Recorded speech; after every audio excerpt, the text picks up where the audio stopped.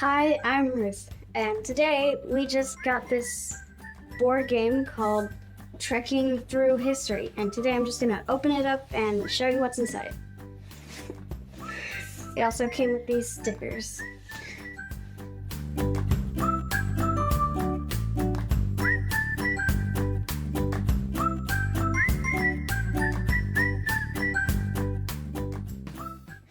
Okay.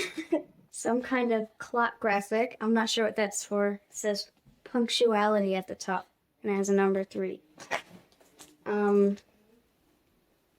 Okay, and then a collection of large cards. Some kind of design on them. Okay, and then this, it looks like a little holder for the components in the game. It's got these little gems. And then some wooden tokens.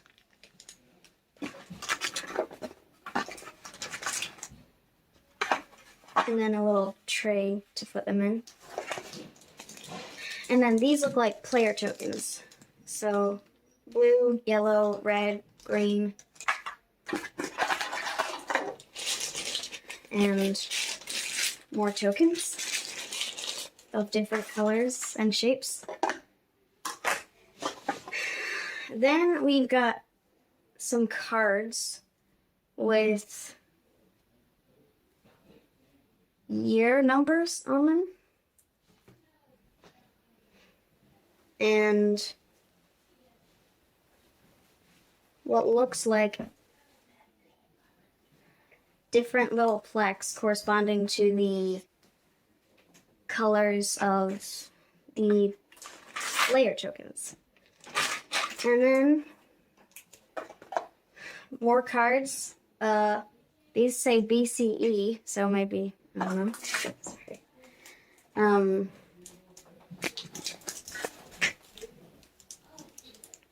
More cards. And then, wow. Wow. Okay, so this is the game board. It's kind of like the texture of a mouse pad, actually. It's really nice. And then it looks like there are places for each of the little plaques. And spots for cards. And then a little track here. And that's it. Hi, I'm Ruth, and a couple days ago we did an unboxing video of Trekking Through History board game, and since then I've had a chance to just take a look at the rules and understand the game. So today I'd like to show you how to play it. First, we're going to talk about setup. Roll out the game board, put it in the middle of the table. Clock next, just put it beside the game board. And then the components tray, and you're just going to sort each of these little pieces by color into their different compartments. And then put these little gems called time crystals into this one. Next, we're going to get out the cards, and you're going to sort these into 3 different groups.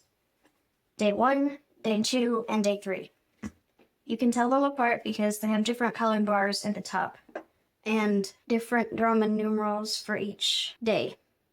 So you're going to start with Day 1 and put Day 1 in this little spot that says deck, and put aside Day 2 and Day 3 for later. Next, you're going to get out the ancestor cards. They should look like this. And you're just going to choose the amount of ancestor cards you use in the game according to the amount of players you have. So for 2 players, you have 6 cards, and for 3 players, you have 9 cards. 4 players, 12 cards. And so, let's see. I have 3 players, so we're going to put 9 cards there. Next, we're going to look at individual player setup. So each player gets a pocket watch, which you put at 12 o'clock on the big clock. Then each player gets a point marker with the corresponding color, and you just put this at 0 on the point tracker. Now each person is going to get a crystal tank and 1 crystal to start off with. A reference card and 4 itineraries. Each player chooses 1 itinerary and puts it face up and keeps the other face down. Turn order. At the beginning of the game, you're going to set out 5 cards.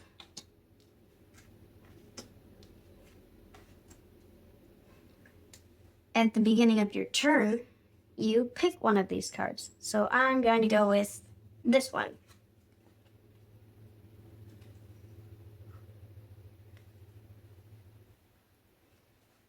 You'll see that there are some icons on the card. This one indicates the hours you're going to spend while visiting this event in time. So, it says here, 1 hour. So I'm going to move my pocket watch up 1. Next, collect benefits and update your itinerary. So you can see at the bottom of this card, right here, there's a little icon. This means that I collect 1 people experience point. You also collect the benefit corresponding to the empty place that your card was taken out of. So I took my card out of this area, so I get 1 turn crystal.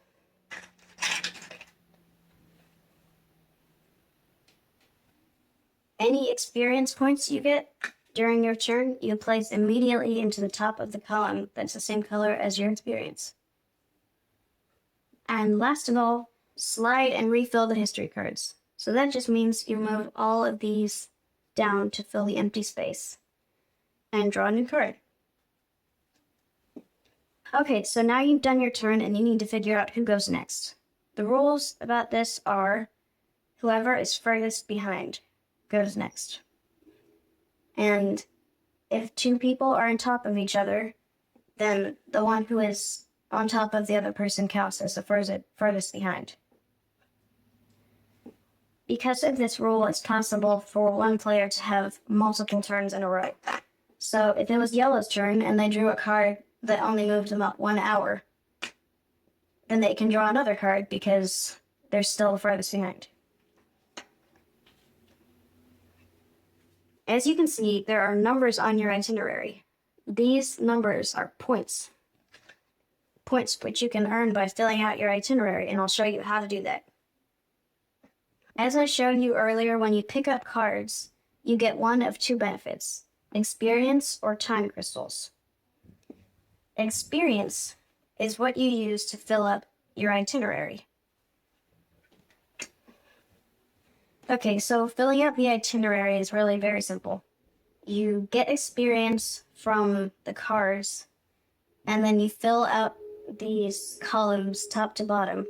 And as you go, you get rewards when you fill out certain circles. Okay, so most of these points, you just fill out until you cover it, and then you get that point, or those points. With some of the itineraries, there is going to be a row, so you have to fill out all of the circles in the row to be able to get these points. And once you get those points, moving your little point counter is very easy. You just count the points that you earned. And that's about it. Okay, so another way to earn points is making a trick. A trick is a series of cards that are put together in chronological order. So each time you grab a card, you're going to be trying to extend your trek.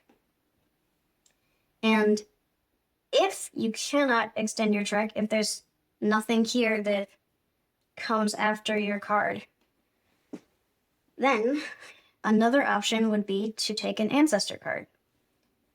These are kind of like history cards. They work the same way, only they're like a wild card. So you can put this in any place in your trick and just keep going if another card comes out of the deck that you want. And as you can see, the ancestor card comes with a wild experience point, so you can pick up one of those at the end of your turn. So now it's at the end of the round. Everyone has gone around the clock, and you're nearing the end. The round ends when you cross 12, but you can get extra points by landing straight on 12. So if you go past 12, then you just restart right here, but if you can land perfectly on it, you get 3 extra points, and you can move up right away. Okay. So I've been explaining the whole game, and you've been wondering what time crystals are. Well, now I'm going to tell you. Time crystals can be used to decrease the amount of time you spend on each card. So if I wanted to get this one, but it's a kind of big card, there's a 4 right there. Maybe I don't want to move that much. Maybe I just want to move 2, so I use these 2 time crystals, which take 2 hours off, so I just move 2. So for each time crystal that you spend, that's 1 hour taken off the time you spend on the event. There are 2 ways you can get time crystals. The first way is through cards. So some cards have a time crystal icon at the bottom. That means you just grab one. And of course, if you take from this space, there's a time crystal icon at the bottom, and that means that you get to grab one. And the second way is through your itinerary. So you can earn points from your itinerary. You can also earn time crystals, the same way that you earn points. Trekking through history is made up of 3 different rounds. Day 1, and Day 2, and Day 3. So each time a round goes by, you just put the Day 2 or Day 3 deck in place of the previous deck and start the round over. So once you've played 3 rounds, the game will be over, and it's going to be time to add up your points. Okay, so during the game, you've been filling out your itinerary, and you should have been tracking the points you earn. But there are a couple more types of end-of-game scoring that we need to talk about. So the first way is very simple. If you have any unspent time crystals in your crystal tank, then for each crystal, you get 1 point. Simple as. Okay, and the second way is treks. So with each trek that you complete, you will collapse it and move it aside and start your new one. And the amount of points you get for each trek is listed right here. So you gotta be careful, because if you start a trek and you don't get any more, you could gain negative points. 2, 0 points. 3, 2 points, and so on and so on. So you do have to be a little careful about that. But you start to gain a lot more points when you get further down. So it can be a very vital point earning thing. Okay, so now you've counted up all your points, and the person with the most points wins. In case of a tie, the 2 people who are tying count up their longest treks and compare them.